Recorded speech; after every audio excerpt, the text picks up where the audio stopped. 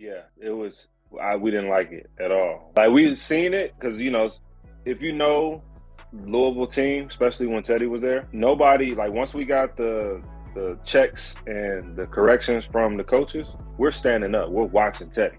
You know what I'm saying? Because in our minds, we like, yo, we trying to see what Teddy gonna do because we know this guy is great. Trent Guy turns the corner. Guy breaks the tackle. Heads for the end zone. Touchdown.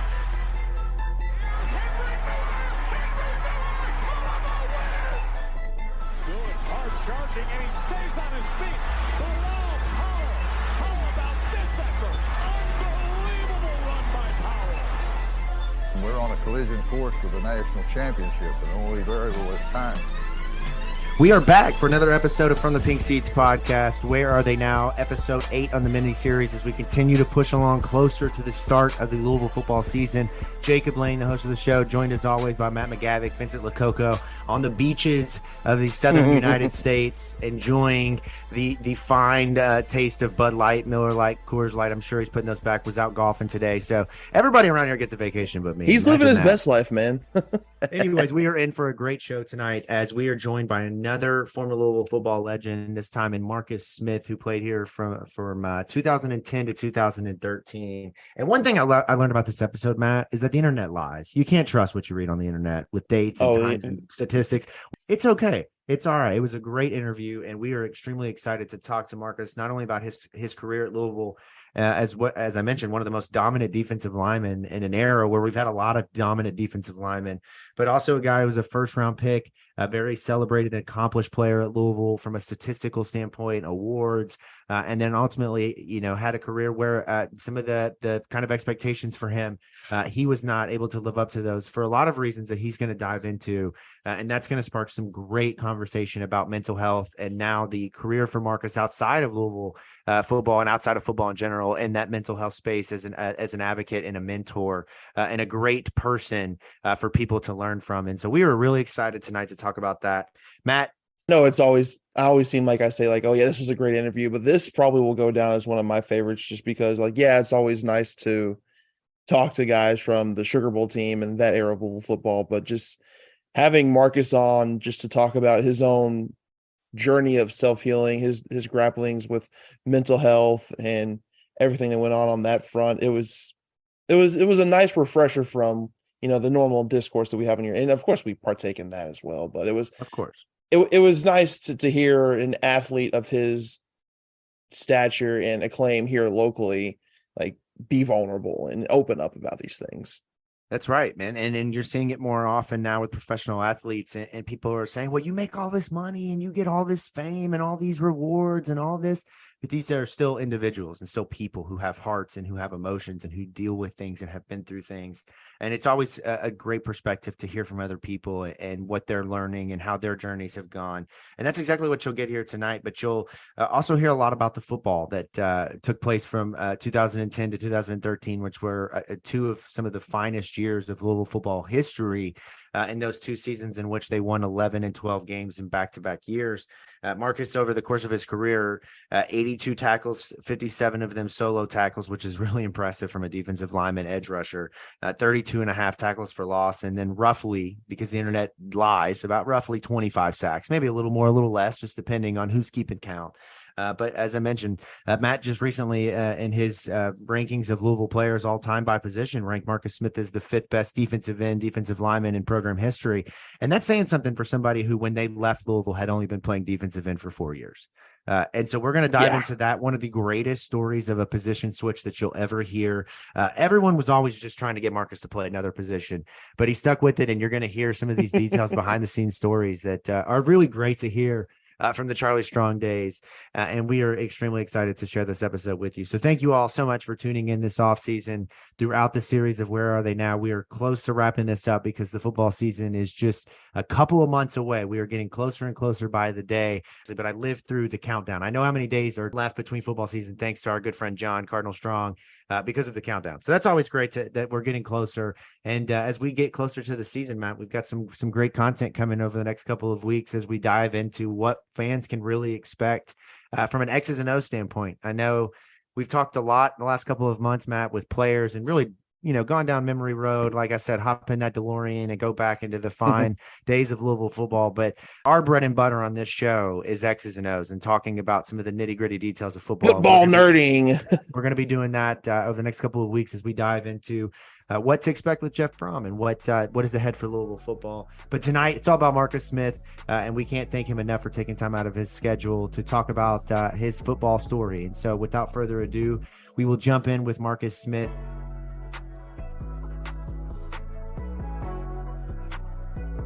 From the Pink Seats podcast, where are they now? Thank you all so much for tuning in. As we mentioned in the intro, we've got a great guest tonight for episode 8. The defensive line, man, has really dominated the guest list this year, and I know each of them would be equally proud. A lot of teammates in there. It's really actually kind of interesting how it's all worked together. But tonight we welcome in Marcus Smith. Marcus, how are you, my friend? Welcome into the show. Man, thank you for having me, man. I appreciate you having me on. I seen you had Lozo on there, so I was like, yeah, man, he doing his thing over there in Canada.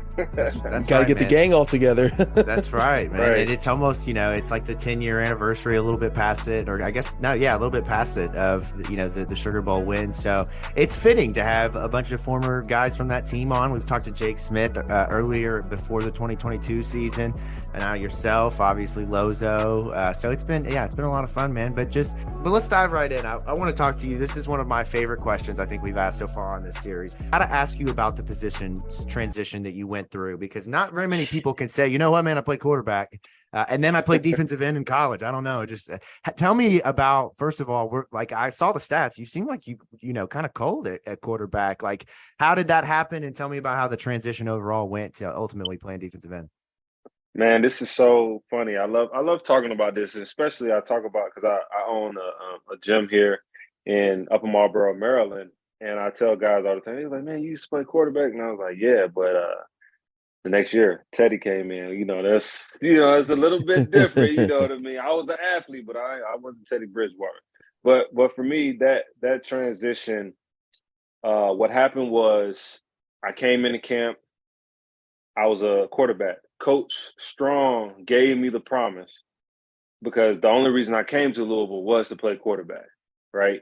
And so he ended up giving me the promise. I say, I come to Louisville, can I play quarterback though? He's like, yeah, you can play quarterback. But everything said athlete, like even on my description, it just said, hey, this is a 3-star athlete. But in my mind, okay, I'm going to play quarterback.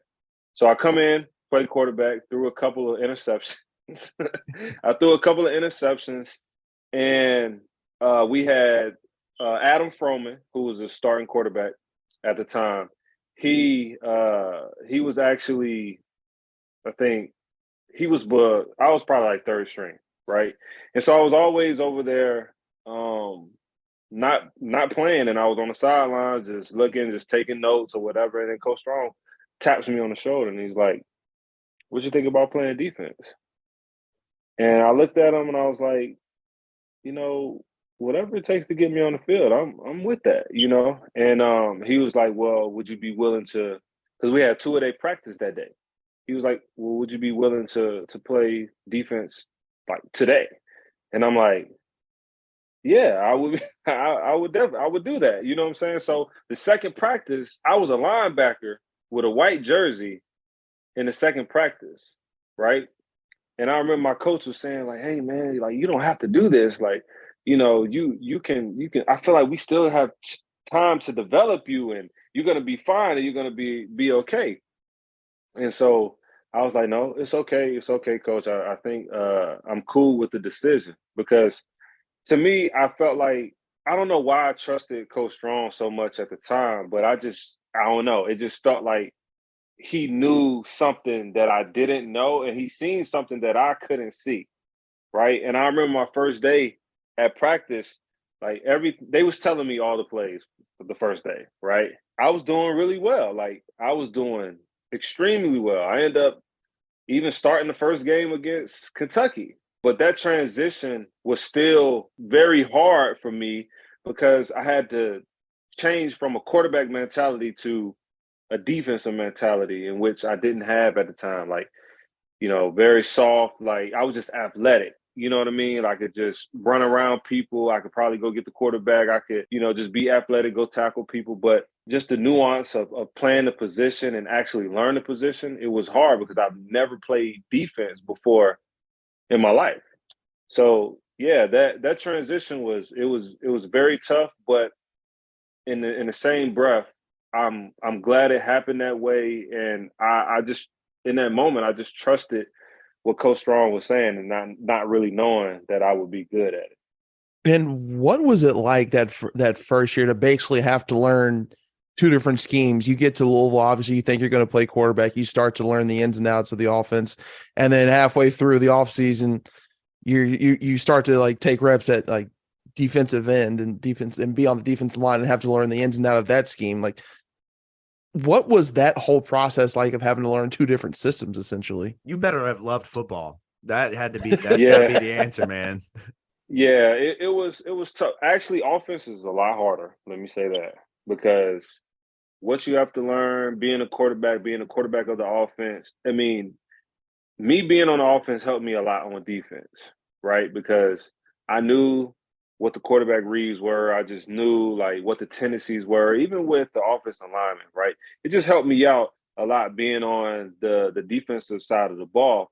But at first, when I first moved, they moved me to Sam linebacker. I was going up against Graham, and Graham was our starting tight end, in which he was really good. He played for the tight end. I mean, he played for the Titans for a short period of time. And he got me better because he would pancake me almost every day, right? so I was going against him. Think about, and another hard thing about that too was I came into school at 210, right? I was a 210 quarterback, and then by the time the season started, I was like 228, almost 230, right? So now I'm gaining weight that I've never had before. That's so a dangerous I'm game, having man. to learn how to play with this weight all in going into the season. I didn't have the off season to learn how to run with this weight. So now it's just all these things being thrown at me at once, and I'm trying to juggle it all. And that's kind of when, my anxiety, it had started before that, but it started to even come up even then too. It was tough. I will say it was tough, but the offensive side helped me going into the defensive side, playing linebacker, and then moving to defensive line. Jake Smith said on these airwaves long ago that Teddy Bridgewater learned coverages from college football, the video game. I want to first confirm if you have ever played Teddy in that video game and what that was like for you. So, Teddy, when you talk about the video game, so I remember us being at the Sugar Bowl, and he was tearing Florida, their team. He was tearing them up on the video game. So it is true. Like, his coverages on the video game is the same. It's exact same of him being on the field. That's how smart he is, right? And I give all the credit to him because he was a true student of the game, and he just knew. Anytime he got in the game, you guys remember, even when we played Cincinnati that game, he had a broken wrist and sprained ankle. Yeah. Like, how do you even, like, people don't even really know that or have talked about that, but that deserves like almost like a documentary, that season of him just in general. What was it like just for your all's defense to try to attack Teddy? Obviously I know it was a little bit of a transition with Will and then Teddy, and it ultimately kind of came into his own, but what was that like for you all and for you specifically going after a guy who's now one of the greatest in school history? But going up against him every day, like in the spring, because most of the time in the spring we wouldn't go. It would be ones versus ones, twos versus twos, so we'd get to go up against Teddy. It was almost like, so I went up against Tom Brady my first year, right? And I remember going against him in 7-on-7 and then going against him in team, right? There was no ball that hit the ground. It was like completion after completion after completion after, right? That's what Teddy was like at Louisville, right? I'm not sure what he was like in Minnesota. I'm probably think he was similar, but it was no drop balls. It was like anytime he threw the ball, it was like the ball was out his hand so fast. Coach Hurt was getting mad at us, and I'm like, listen, we're past rushing our butts off, right? He getting the ball out, it catch, and they scoring, right? So it got us so much better that when we play other people, it was like a cakewalk. You know what I mean? It just felt like there were games where I felt like we maybe lacked a little bit, where we should have done a lot better. But because in practice, and I'm going up against this All-American, I'm going up against Jamon Brown, I'm going up against Boosie, I'm going up against all of these guys, and it was just one of those things where we really got each other better, and on game day, it just made it so much easier. From a developmental standpoint, you guys kind of start a little bit shaky, but you win 5 of 6, head into that offseason ahead of the Sugar Bowl year. What was that like when you look at it in retrospect? Did you know that you guys had something special on your hands before that Sugar Bowl year came here? 2012 year, I was a sophomore. I had moved to DN, and so that year I think we won the Big East too. Before the Sugar Bowl run that we won the Big East, but we was like tied with everyone, and so we knew we had something special because all the guys, everybody was pretty much young. Everybody was, Teddy was still a true freshman that sophomore year. You had all of us on the D line. If you realize, like all 8 of our D linemen went to the NFL, played in the NFL at some point. Crazy. And but we were all young at that time. We were sophomores and freshmen, right? You had some seniors in there who were still there, like Scruggs and things of that nature. But like once Scruggs left off the defensive line, it was us. It was me, B. Dunn, Lozo, D. Mount, Sheldon. He didn't come into the Sugar Bowl year, but he was a great addition as a freshman, right? So I think after that year, we had lost the Belt Bowl, and we were so devastated by losing against NC State that year. The offseason was crucial. And when we went into the offseason and everything, we came out ranked. I think we was at a top 25. Like, they put us at a top 25 position. And that, like, just really gave us a boost. Like, yo, we really got something to work for. And we started off, I mean, that Sugar Bowl year, we started off like going at people. I remember Kentucky, we beat them bad. You know what I mean? Like the year before, we beat Kentucky. We beat them on like the last play, which was a big win for the school. That's how we figured we knew we had something special. Kind of building off of that, you said you guys start the year top 25. You win your first 9 games. Now, I know at that point, schools outside of the traditional Power 5 weren't really viewed as legitimate potential title contenders. But I mean, when you win 9 in a row, do thoughts start to creep in when you're thinking like, hey, if we keep at this, we could have a shot at the title? If we went undefeated, that we would have a shot at the national championship game. Now, whether or not they would have gave it to us would have been another story. But honestly, I think that it could have went to us only because of the guys that we had on the team, right? Most of the guys that we had on the team were quote unquote Power 5 guys. You know what I'm saying? Because we were in the Big East, but then, they changed the conferences and stuff. And then, you know what I mean? But a lot of the guys were from Florida, Georgia, and we had a connection with Coach Strong. Coach Strong was at Florida, right? And these are reasons why a lot of the guys went to Louisville, because of the connection with Coach Strong. So the guys that Coach Strong was picking up are guys that are 5-star, 4-star, 3-star athletes that could have went anywhere, right? So I think if we would have been put on that stage, regardless of who we was playing, I think we would have stepped up to the challenge. And I think they could have gave it to us, man. But yeah, thoughts do creep in. We thought, yeah, man, we 9-0. We probably was thinking way too far ahead at that point, though, for real. We're going to talk a little bit more in detail here shortly in our segment screen share, which we would encourage you to stick around for that because that's going to be great to break that down in real time. But I do want to talk about that game a little bit. And we talked to Lozo about this, and I think if I remember correctly, we asked Jake. But Marcus, I don't know if you remember around that game, Florida had lost maybe in the SEC championship or shortly before.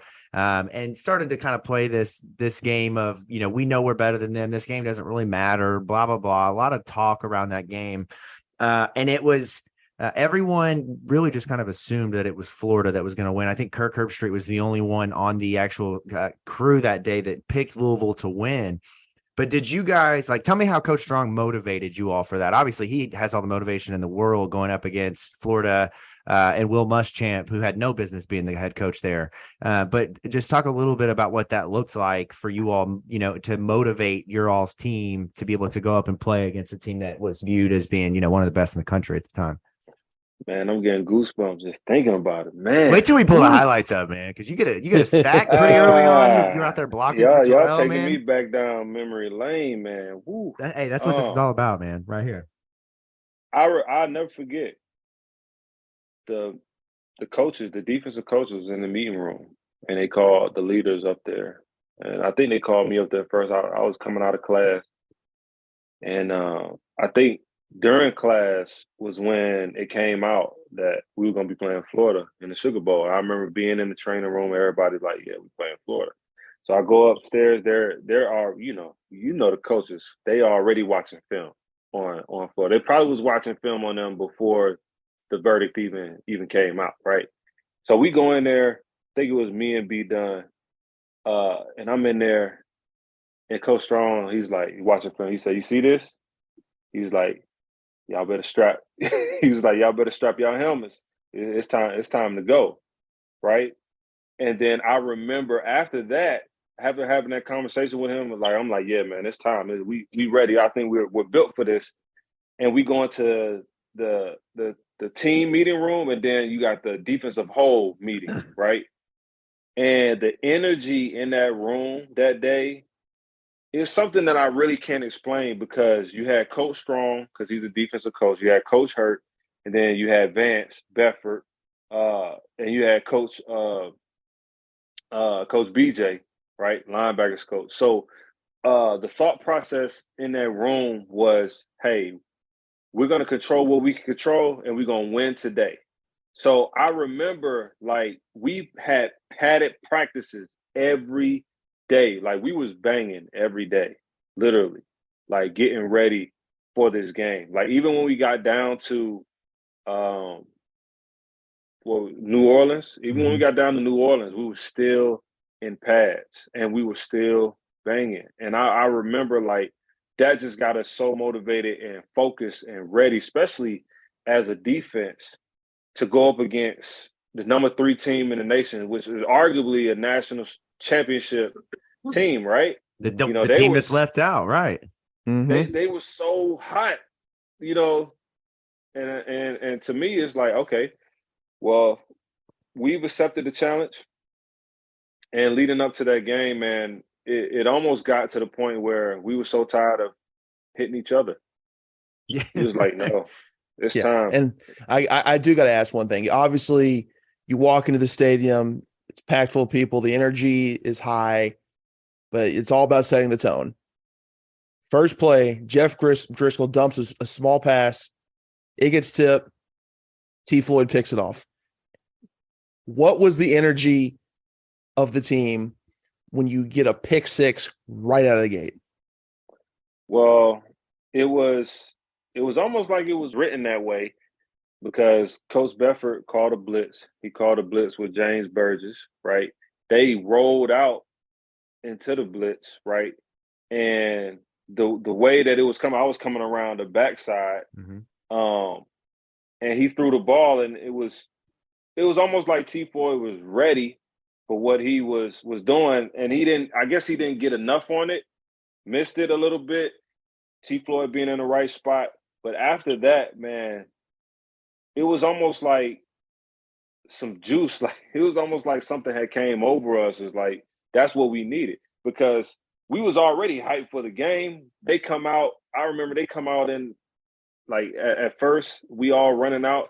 They almost on our sidelines, like talking to us, like y'all ain't ready, like saying a whole bunch of stuff before the game, right? And you gotta think we already know that they ain't been practicing like us. Now, number one, y'all think y'all into this game, but y'all really still thinking about that other game that happened where y'all couldn't go to the championship, right? We knew that because we was with them almost every day, right? They was coming over to our hotel, we was going over. We knew that it wasn't really. We was focused and ready and prepared and to go into that game. So when that happened, the sideline was electric, and the defense went right back out there again, and it was just like that's what we needed. It was an energy boost to continue to go throughout the game because we knew when Teddy get on this field, it's a wrap. So you have that first drive, right? We're going to get into all that. And again, we're going to get into this too, but just for the sake of in detail, because we'll move quickly. John Bostic just destroys Teddy. I mean, it looks like a hit that most quarterbacks don't get up from.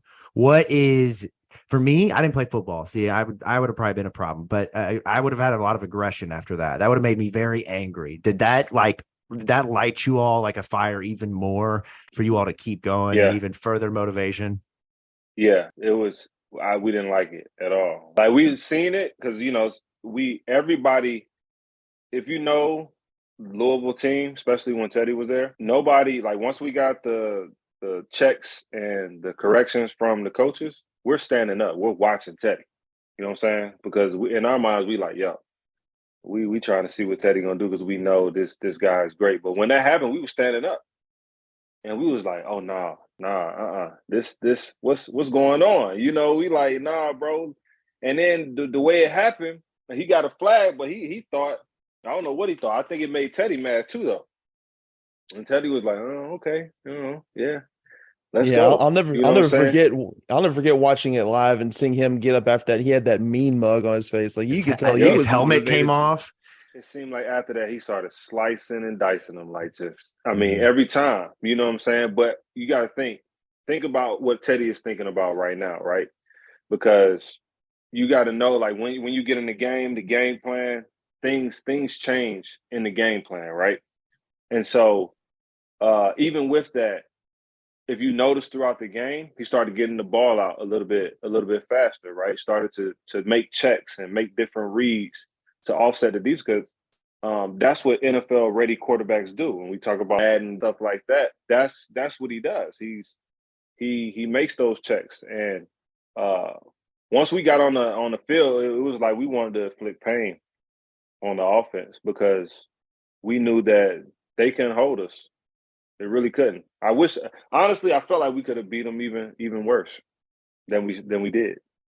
It did feel like that at times, which is crazy. Yeah, it really did. There's a couple of missed opportunities and late in the game. I mean, even now for Louisville fans, to be quite honest, team, Right? No, you're not playing scrubs at this point. I mean, for what it was, I mean, to win the way that it went down 33-23. I mean, that's a historical win for a reason.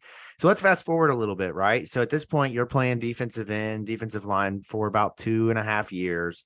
But you are obviously a little foreshadowing. You don't know this at the time, but you're getting ready to embark on one of the most dominant seasons in Louisville football history. Did you start to come into your own and feel like from a weight, height, size standpoint that you were there? Like, did you start to feel the instinctual part of football kicking in for you? How do you go from being a quarterback 2 years later to getting ready to do have a 16.5 sack season and be a first-round NFL draft pick? Yeah. Going into my junior year, I had a great spring. And you got to think, we had the same coaches. All my 4 years there, we had the same coaches. And that helps out a lot. If you ask anybody who has been in a certain particular system and they have the same coach and you know the coach, you know what plays they're going to run, you just you have a familiar spirit when it comes to what they're going to do. So going into my junior season, which was my sophomore spring, I had a great spring. Like it wasn't much that Coach Hurt had to correct me on because I was so fluent with the scheme. That's why you started to see me. They started to use me a lot more because I became smarter in the scheme, could do a lot of things in the scheme. They would have me play joker. They would have me play middle linebacker. They would have me at 3 technique. You know, a lot of times, if you didn't notice, when being in the Sugar Bowl, they would put me at a 3, and they put all basically the top rush guys in the game, and they would put me at 3 technique. So I'm rushing on the guard, and I'm like 250. You know what I'm saying? But at the same time, right? He had the best players on the field, but it seemed like I took a huge step because of me actually being in the system for 2 years, right? I had a okay junior year, then I balled out in the Sugar Bowl, right? And then just going into that year, it's almost hard not to follow up and want to get better, because now I have the confidence. Now I have everything that Coach Hurt instilled in me. And I want to tell you guys this too. A lot of people don't know that Coach Strong was actually about to switch me to tight end, right? And because, I can catch, I can run, even my junior year, I caught like 2-point conversions. I don't know if y'all remember that. And I caught a slant on a 2-point conversion too. See, that makes me happy right there. It's a backstory of the show we don't need to get into, but that, first of all, defensive player scoring, love that slant. Vince Lococo, if you're listening to this, buddy, he loves slants. He loves the best slants. route. Look, man, it's the best route in football. There's hands down. Congrats to you on being a slant king, man. So basically, what happened was we had no tight ends, right? All our tight ends that went down. We had no tight ends in camp, and so Coach Strong was gonna just put me to tight end and want me to play tight end, but Coach Hurt said, "No, you're not going to tight end. You're getting better at this position.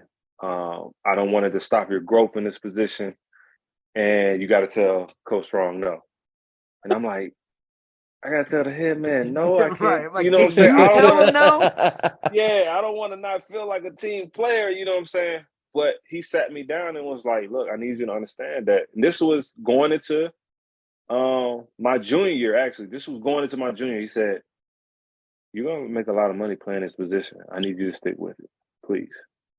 And so at that point, right, I had a great spring, right? Because think about somebody telling you that. You have a coach that really believes in you like that and your dream is to go to the NFL, but you're not thinking about the NFL. You just playing, right? And they tell you like, "Yo, this is a guy who coached Calais Campbell, all these top guys. So I really respect him in that regards." And he's telling me that. So that gave me a boost that like no other. And so going into my senior year, I remember Coach Hurt, he came to me again in the hallway and he was like, "Look, if you get 10 sacks this year, you're gonna go first round." That's what he told me. Right. So going into my senior year, I felt confidence. I felt like a leader. I felt like people was leaning on me to be that leader. And that's kind of how I went into it. Was it, obviously you go on your junior year, you put up, I think it was 16 and a half snacks, 19 TFLs. But was it, hold on, you want to try that again? 16 and a half snacks? That's what you got, not him. Don't label that on him. It was 14 and a half. You know what's funny? See, the internet lies because it says 16 and a half on your profile on Stats Reference. So I just want to throw that out there that I saw 14 and a half on the graphic. So it was my senior year, I had 14 and a half and I had like 21 TFLs or something like that. Yeah, just stupid. Thanks, Jacob. I think they just be putting stuff. Okay, regardless, you balled out. But was it at that point in spring with Clint Hurt that you realized that, hey, the NFL is mine for the taking? Yep. I think I realized when I had 2 sacks in the Sugar Bowl. And right after that, an insurance company came to me and said, "Hey, we'll give you $1 million insurance policy." That's when I knew that it was serious because they were basing the $1 million insurance policy over what my stock was going into my senior year. They didn't know, but it was from 3rd round to 5th round. And I'm like, wow. Like, so you mean to tell me you're going to give me an insurance policy just in case I get hurt, and I will receive the money that I would have received if I would got drafted third to the fifth round, basically. And so that's when it became real serious for me, because that's when I really understood, like, yo, I really got a shot. But it was because of what I did against Florida on the biggest stage, right? Everybody was watching, scouts were there. I don't know if they knew anything of me really that much before, but because, you know, when you play a team like that, people can't help but notice that. And so I think that's when it really started to become reality for me too. When I realized that, you know, you got insurance companies saying, hey, we can do this for you. I would have had a hard time turning down $1 million. Not going to lie. I mean, look, I would have, you know, you get $1 million in a couple months or you take it now. Tough decision either way. But it's a perfect transition into talking about that last year. And I want to specifically go. I brought this up with a couple weeks ago with D'Angelo Brown, and Vince, who's not on tonight, got on me. He's like, bro, he lost 4 games in his college career, and you're going to go to the one that he lost. Central Florida, though, that's the game that I think most fans, when you talk about the chance at a national championship, that's almost up there with Rutgers back in 2006 in terms of if Louisville just wins that game, it's a different story. Is there anything in that Central Florida game just that you ever ponder, that you think about, you're laying your head on pillow at night? I know you probably think about a million other things, not Louisville football back in 2013, but do you ever think back on that game and say, what if we had won? What could we have done again, you know, potentially? There have been conversations from my teammates. Yeah, group chat, right? That's a group chat topic, I'm sure. Yeah, it's tough. That game was really won by us, right? And I think we let the foot off the gas too early. Like, and the crazy part about it is we were beating them and we were getting cussed out in the locker room, like, because they knew what we were capable of. And they would kept telling us, like, y'all can't let these guys hang around. Like, why you keep letting them hang around? Right? We got to get this together. We got to get all the checks. We got to get all the reads. We got to be in cohesiveness. Like, we need to make sure. And I think in that game, it just, like, stuff started. Even when we came out of halftime, I think Quick, he scored a touchdown, I think, off a punt, or something happened. It was a block punt or something. He scored off of it. And it was just small stuff that kept happening that we couldn't. It's almost like we couldn't come back from. We knew that in order to get a national championship in our conference, we would have to go undefeated. And, like, that was it. Like, we still won every game after that, but it was still like, dang, man, like, you want that championship, man. You ever get a chance to sack Blake Bortles again in the NFL? I don't know. I don't have your stats pulled up in front of me, but was he a quarterback you ever got to and then tell him, like, that's what you get? Did not. Actually didn't even have that many sacks in the NFL. That's crazy. You know what I'm saying? Yeah. In the NFL, I was actually, like, more of a rotational guy in the NFL, right? And my first guy in the NFL that I sacked was Eli. Actually. Yeah, man. I watched that earlier. Nice pass rush move, by the way, man. That was Thank a nice you. one. Thank you. I like it, man. But it was Eli, then it was I think it was Dak? Yeah, man. Yeah. Look at that. Tyron Smith, another one, man. I was watching the highlight. Went down the rabbit hole today. Marcus Smith on the internet, man. Look, you predate the internet just slightly in terms of clips. I mean, Finding I a Louisville clip wish was I would tough. have did a lot more. You know what I'm saying? I wish I would have did a lot better. Played, 5 to 6 years, but Eli, Dak, those not a bad 1-2 combo, man. Yeah, so we'll get into all that on the other side as we dive in a little bit deeper into post Louisville football with Marcus here. So stay tuned, and we'll do that. And of course, we'll start as we come back from the other side of the commercial break. We'll look at we'll dive into screen share. We're going to look at the Florida game a little bit more in depth and talk about some of the specifics. Marcus is going to get annoyed with my football analysis because it's never about football. It's always about something extracurricular. So we'll get into that on the other side with the Florida Sugar Bowl. We'll be right back.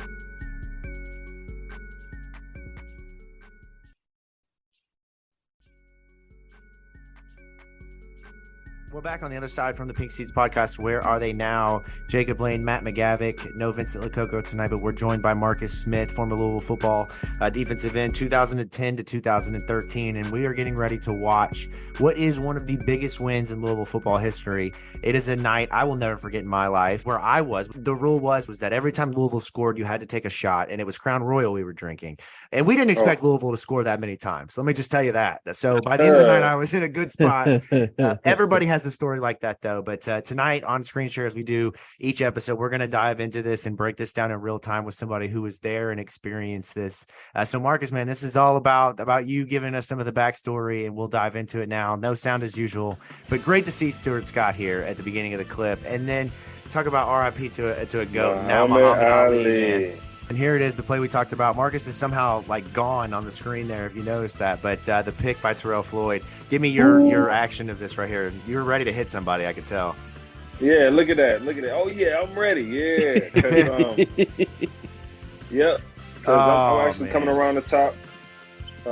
T. Floyd, he picks it off. And then, after that, I think we go back to the sideline.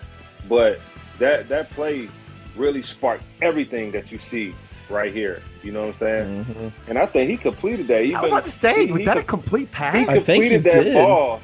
Look at that. Look at the sideline. My God. If you look at the sideline, you can tell by looking at the sideline how hyped the team is. Like, wow, man. Look at that. Oh yeah, he caught that. Jeremy Wright with a great block there, though. That was a nice little run, little pass block. Look at that, man. Oh, God, poor Teddy, man. Gosh. Helmet came off and everything. See, there's that mean bug right there. See, that's what I was talking about, mean bug by Teddy. Yeah. See, man, I actually played with Boxer at the not the Commander, it was the Redskins at the time. But look at that, BJ I actually played with Boxer. Got robbed of a touchdown, man. Oh, did Boston go to Washington? That was definitely a touchdown. Yeah, he played in Washington for like 3 years. Yeah, he did. Okay. Yeah, man. Did you tell him that wasn't very nice? I told him, like, bro, what was you thinking? Like, you just made Teddy that much more mad, and we just started scorching. He was like, yeah, man, I probably shouldn't have did that. You know what I'm saying? So for this throw right here, the Teddy Bridgewater back of the end zone, over the shoulder throw to Devontae Parker, no one at Louisville has been able to complete a pass like this since then. I mean, this throw right here, that's how you become a first round pick. That throw, but if you go back, right? Remember what I told you earlier, right? They were trying to throw certain blitzes at Teddy, and Teddy was cooking them because, look, you got Vontae. He's pressed, so he already sees that my guy's pressed right here. He's throwing. Teddy he's not even setting up because he knows that they're blitzing him. He threw it off his back foot. Look at him. I was about to say, he's got thrown it off his back foot. He threw it off his back foot, man. Sourpuss face. What is this formation? Hold on. What do you call this, man? I'm not a football guy, so what do you call that? I forgot it was some type of formation that we had to get ready for during the year that we knew that they were going to run. You guys knew this was coming at some point? I have never seen anything like this before. Yeah, because they did it during the season. And you got to think, Coach Strong is from Florida, so. That's true, yeah. And given, we didn't know it was actually going to be coming at this point in time. But we did know that they had it in their game plan of what they were doing. I feel like that scores every time. You can't stop. But, I mean, you see, Florida had to, throw some trickery out there. Right. And here they go again, trying to throw some trickery out. I mean, it's just nonstop Can't trickery. Even. No, not when you're getting your ass kicked 24-10, man. That's not we knew this was coming, too. Because you got to find a way to get back in the game. And look at them. They're mad, man. They're ready to try to fight. That's when you know you've lost the war right there, man. And they said they didn't care about that game. Hold on. Who's 26? Who got punched in the though. face? Who is this, man? He took a punch in the helmet. Who is that? Oh, man. Good lick. You see that? I mean, he took it, man. I mean, that's Zed. That is Zed. Okay, yeah. Did you know? Probably didn't know he threw a punch in the middle of the game like that, did you? No, yeah, we did because we seen it on Jumbotron. I remember that. I would have been ready to fight so many instances. But I mean, the preparation for the week. I mean, and then here's another throw. Exactly. Like, look at that. It's perfect.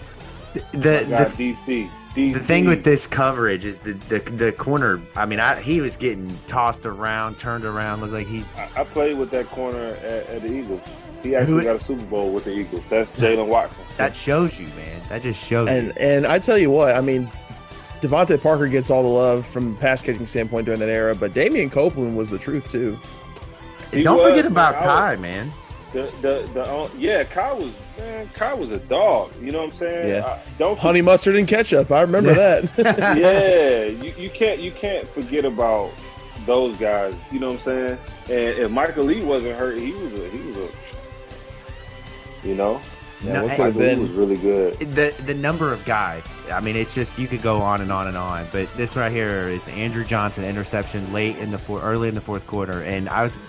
One of my favorite Andrew Johnson moments, actually my favorite Andrew Johnson moment, is the blown kisses to the West Virginia fans the 2 years prior in Morgantown, man. Yep. My dude. The blocked field goal. Definitely a trip down memory lane. And a kick return, it's nice, man. But you guys probably taking the foot off the gas a little bit right there. That shouldn't have happened, man.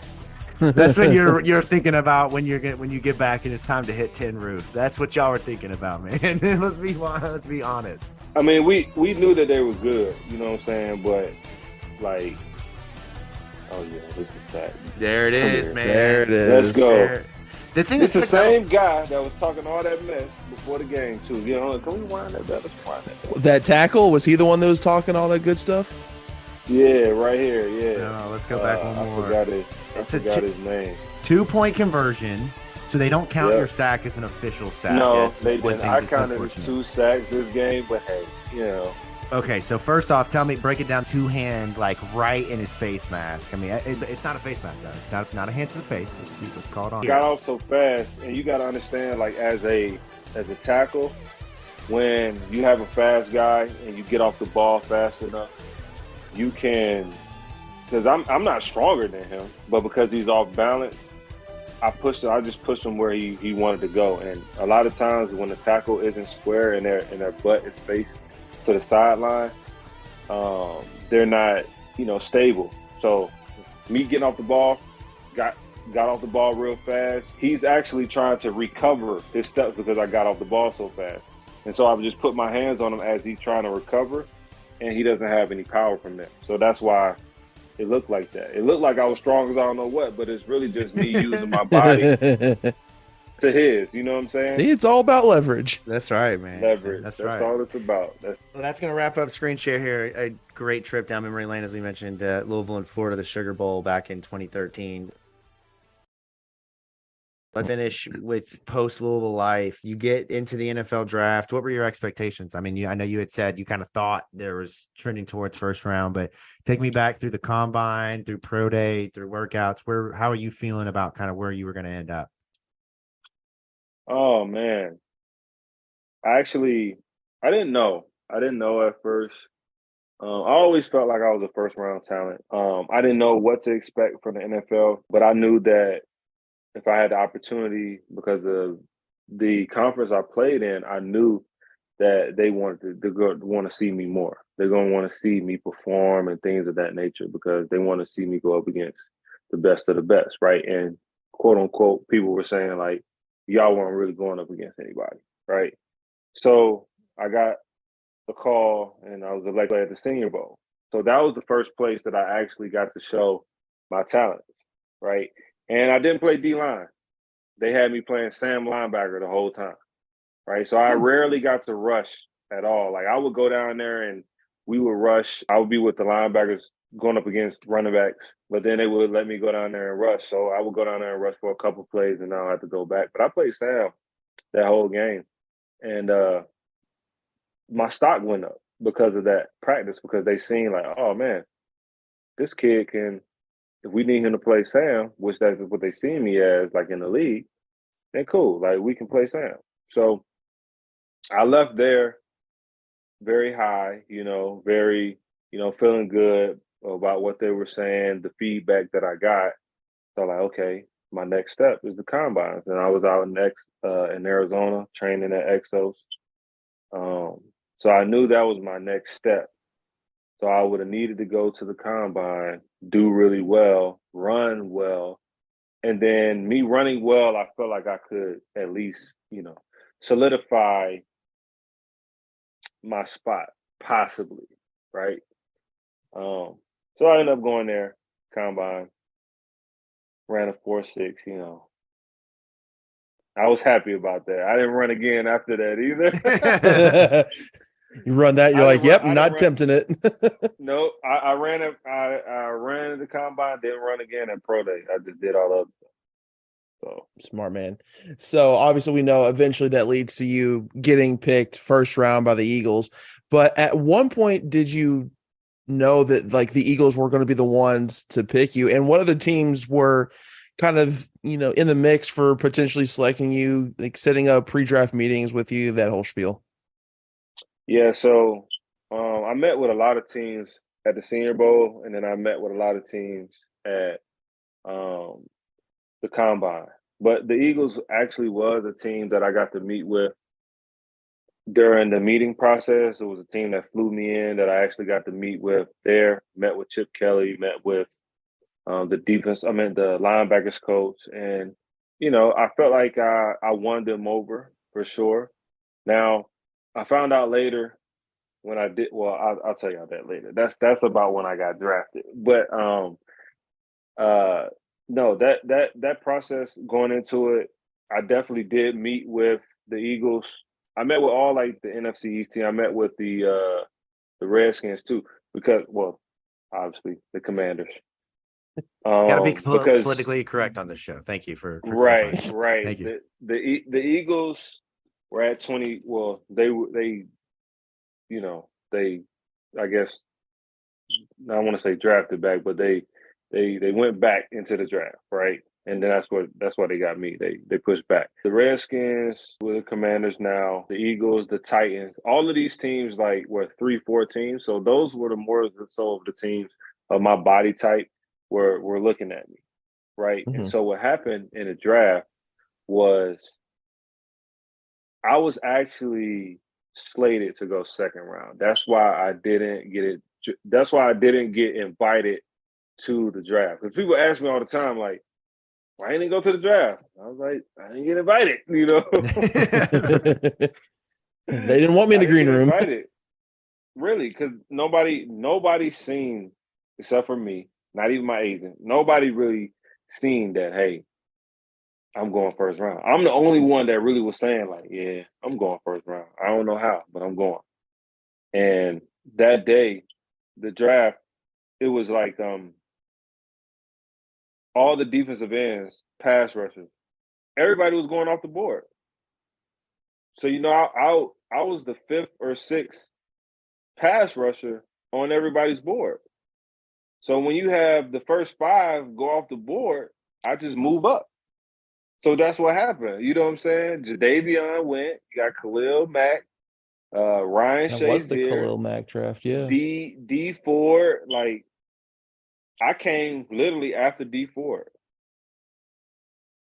So that's how I got to first round. That's crazy, man. All right. Well, I want to start to transition into some more of the mental health conversation and talks around that. And some of these questions are going to be, flat out for our audience, a little uncomfortable, probably, not questions we're normally asking here. But I want to ask you, first round pick. You had a quote that I read that really stood out. You said, even though I was living my dream on the field, I was stuck in a nightmare off of it. Yeah. And you mentioned that some of that was in your career at Louisville, but when did that really set in the NFL? Is that post draft leading into camp? Is that during camp, first season? Like, when does that really start to become more of not something that you can turn off or ignore? So I could always turn it off, because I always explain it like this.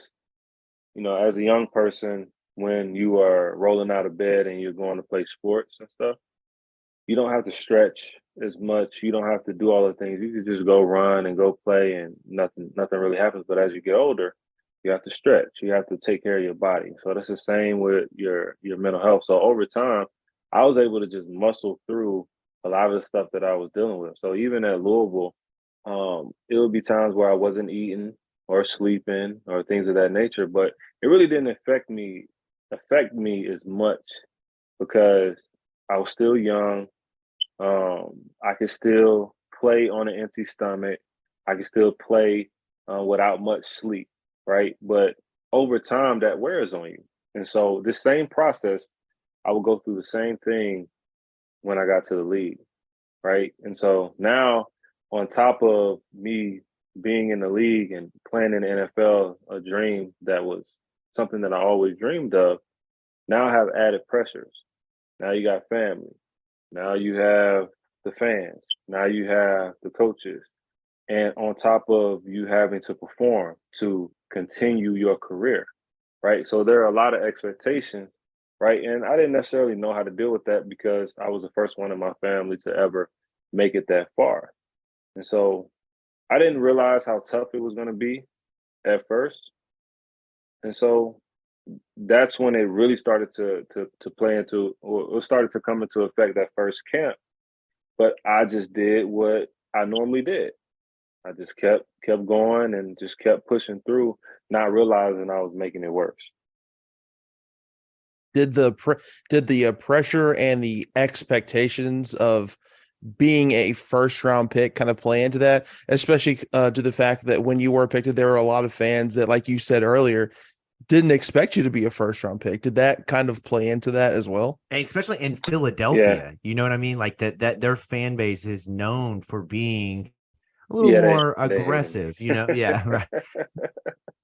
Yeah, they were like, "Who is this guy? Like, what is going on?" I remember, you know what I'm saying? They was booing when I got picked. It's like Kristaps But Porzingis with the Knicks back in the day, man, getting booed as a um first rounder. I wasn't mature yet, you know, and people a lot of times, you know, people get a cliche answer like, I'm ready for this, or I'm built for this moment. I don't really listen to the noise, things of that nature. But I was listening to what people were saying about me, what the critics were saying, and having to do press conferences and reporters throwing little snippets at me or little gestures, little stuff out at me that I really, necessarily wasn't ready for. And afterwards, I'm like, dang, these people, I felt like I was in a place of, it was almost, if you ever heard Kobe talk about when he was going through his scandal with his wife and all those things happening at the hotel, right? And how they were treating him when he was at different arenas, how they were chanting some of the stuff that he was going through off the court, right? So he was like, man, it's like a whole bunch of things that are bombarding his place of peace. So it was kind of similar in that regards. Like my place of peace is now being bombarded with the media, family, like, and on top of me, having to perform, right? And so my whole first year was like a handicap year because I literally handicapped myself on the football field because I didn't know how to deal with my anxiety. My anxiety turned into depression. I would sit in my room and cry all the time, thinking something's wrong with me. Like, bro, what is wrong with me? You know what I'm saying? Like, coaches is getting on to me. Like, I would have different teammates come up to me like, yo, the coaches in the meeting room, they saying you suck, man. They saying I'm sitting next to a Pro Bowler who's telling me this, right? Who's a big name, for the Eagles, who is gonna be a Hall of Famer, right? I'm sitting next to this guy. He's telling me what they're saying upstairs. So now the confidence that I had when I was at Louisville, where someone was instilling so much confidence in me, it was the total opposite when I got to the Eagles, right? Because you're a pro now, right? You have to fend for yourself. You have to perform, right? And that's what it was at the time when I was with the Chip Kelly era. It just wasn't. It was something that I wasn't necessarily ready for. It wasn't the same as me being on a team with Coach Strong, right? So I had to learn how to navigate my career with being strictly about business, and that was hard for me. So take me through the end of the tenure with Philadelphia. You obviously have the contract situation where they decide to kind of hold off on that 5th-year option, and then ultimately in 2017 you guys part ways, and you go to Seattle. And obviously, just reading from the Players Tribune, which I would highly encourage anyone that is a Louisville fan or not a Louisville fan listening to this show to look up and read "I'm Still Here," written by Marcus Smith for the Players Tribune back in, what is this, 2020? October 2020. So right at the end of COVID. But you write about that the journey to Seattle is ultimately where things kind of hit the peak in terms of everything really reaching ahead of something happening in your life, whether it be you taking your own life or getting help. And ultimately, thankfully for you and for your family, there's a very divine intervention of sorts that happens for you. But take me through what it was like in Seattle and really how it started to go from being something that you could manage to really kind of just controlling and taking over you. Yeah, man, it was a tough situation. The Eagles, they didn't pick up my 5th year, which I knew that they weren't going to do that, because if you look at the business side of what football is, I didn't really play my 1st year. I didn't really have a good year, right? 2nd year, I'm making some strides, but then I get hurt at the beginning of the year, right? So I get hurt at a point where I still got to prove myself, even as a 1st rounder. And then, so I didn't really play as much still my 2nd year. I got some playing time, but I didn't prove myself enough in camp for them to say, like, hey, you deserve to be out here, right? And so you got to look at it as a business, right? I haven't played in 2 years. They're paying me X amount of dollars, right? I really only got 1 year to really prove myself. And so my 3rd year was my best year, but I didn't prove enough for them to say, hey, we're going to pick up your 5th year and whatnot. And so they didn't pick it up. At the end of my 3rd year, they asked me to take a pay cut. I told them, no, you can go to hell.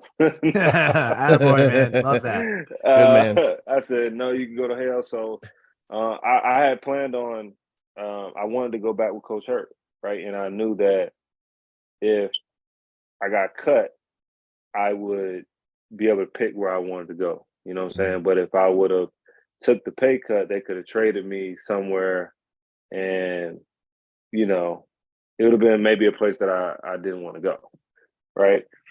So I ended up going to Seattle, and these issues never left, right? I'm still dealing with them, right?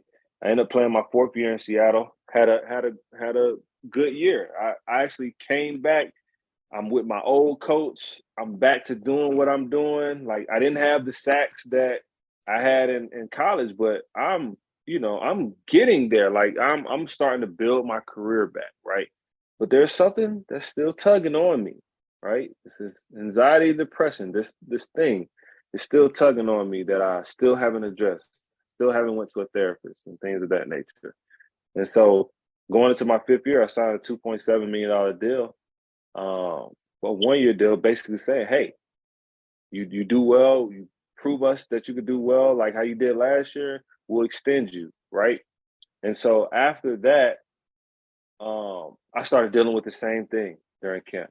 Couldn't eat, sleep, bags under my eyes, having anxiety attacks at night. It started to get worse and worse and worse and worse. And so I just got tired of it. Honestly, you guys, I got tired of it. I thought something was wrong with me, and I'm a God-fearing man, and God, and I just got tired. My wife was pregnant at the time, and we would talk all the time, but I still wasn't conveying to her, like, yo, like, I'm really feeling like I'm not even here right now, right? So one morning I get up, and I literally, I on the bed, like, looking at her, I get in the car and I start to drive, right? And, I tried to basically commit suicide twice, right? And the only thing that stopped me really was my wife called me once, right? I jerked the car back out of frustration, because when you get a call and your car is on Bluetooth, it comes through the car. So if you can imagine me, like, being so far gone to the point where a call would snap me out of what I'm doing, right? Rushed her off the phone, then her mother-in-law calls me after that. And by the time I'm done talking to her, I'm at the bottom of the hill. And that's when I realized, like, I truly need help, because it was important for me to be there for my daughter, who is 4 now, right? For my son, who is 2 now, right? And that was the point where I told my coach, Coach Hurt, and I told Pete Carroll that, like, I have to walk away. I have to take care of my mental health first so I could be the very best person, father, and then football player that I can possibly be. That's what my healing journey started. But it all started, I never addressed it before. And I just want to speak to whoever is going to be listening to this. Listen, it's okay to address some of your issues now. Even if you don't really understand what it may be, it's okay to seek help in a way of to try to figure it out. Because you don't want to get to a certain point of where I was, right? Because a lot of times, man, it's no point of return, right? And God allowed me to be here to tell you that. And obviously, after your stint with Seattle, you had that brief stint with Washington. But how hard was it for the betterment of your mental health and overall well-being to walk away from the game of football?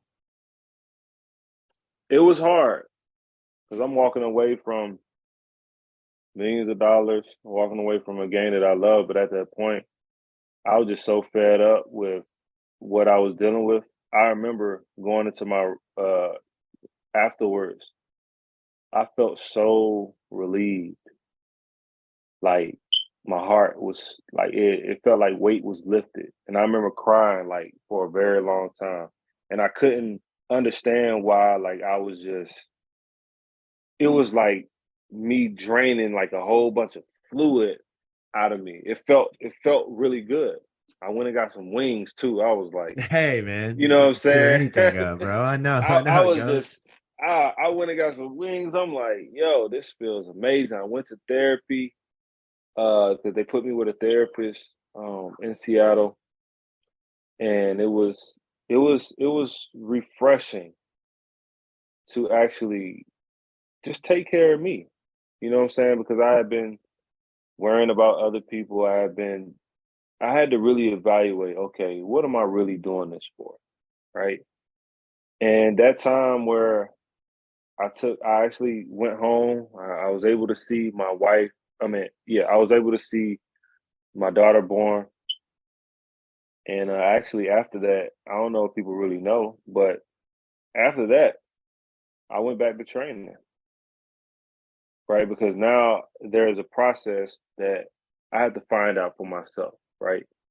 What I'm going through, what I've been going through, I have to now utilize the things that I've learned about myself. I found out who the real Marcus Smith was, and now I have to put these things into action. And that's how I got to the Redskins at the end of the year in November. I was able to go back and finish what I started. You mentioned that after you had that feeling where it felt like the fluid drained out of you. It felt like the weight came off of your shoulders. How much easier was it once you got to that point for you to just continue on with your journey of self-healing? And once you got to that point, did that give you the confidence to tell yourself that you can pull yourself out of this hole?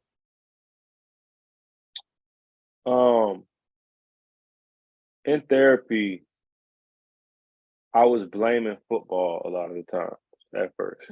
Like, football is the reason. Like, if I always been feeling like this, like, I don't know why I'm feeling like this. Football always had me feeling like this. And I realized, like, it had nothing to do with football.